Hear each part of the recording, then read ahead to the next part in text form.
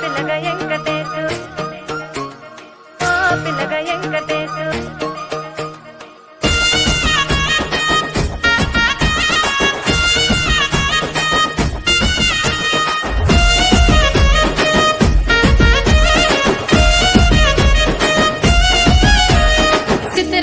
మనసు నాది చిన్నగా పోతుంటావో చూడక పోతుంటావో ఇంట్లో చిన్నదాన్ని నేను చిత్రాల దాన్ని